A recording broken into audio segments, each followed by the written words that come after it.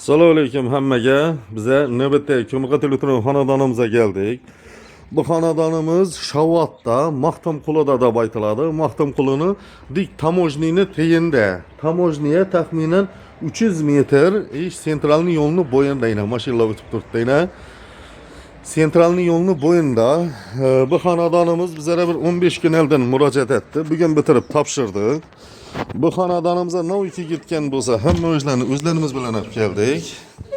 Bu xonadonimizga 154 tane batareya gitti. 32likdan 36 metr, 25likdan 55 metr gitti. Bu xonadonimizga 10 yera batareya qo'yildi. Jamiki gitgan summa 34 milyon 700 ming so'm bo'ldi. Kimga shuningdek otobliniyalik xizmatlari kerak bo'lsa, ekrandan nomerlarga bog'lanaverasizlar.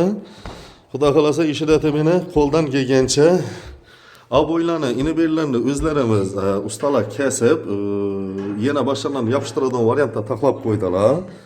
Endi shunda meni kimga shuningdek xizmatlar kerak bo'lsa, ekrandan nomerlarga bog'lanaverasizlar. Shu videoni ko'rib turgan yurtdoshlarimiz like bilan podpiskalaringizni ayamanglar. Bu yoqda yana shuningdek bir batareyamizdan kamiz chiqyapti. Yana batareyamizni boshqadan almashlab taxlab turibmiz yana. Bu otobliniyamizni oqshom gechda bitirib ketdik. Bugun xudo xolasa kamiz yerlarni taxlab hisob kitoblarini aytib, hammasini chiroylatib topshiryapmiz.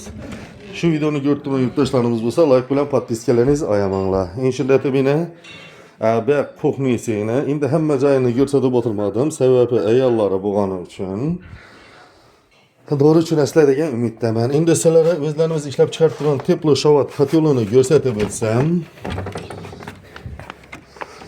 Kotyolimiz ham xudo xolosa 1 yilgacha garantiya.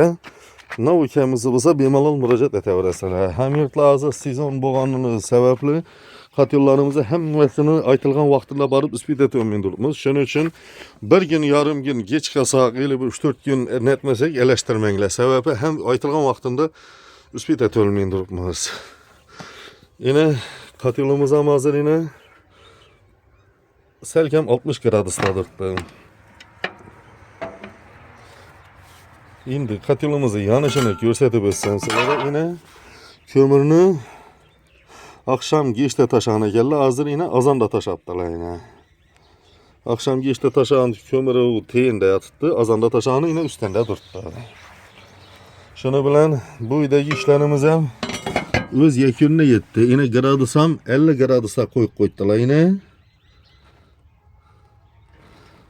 Yo'q, 60 gradusda qo'yib qo'ydigan, 60 ga yaqin o'chib yonib ishlab turibdi o'zi.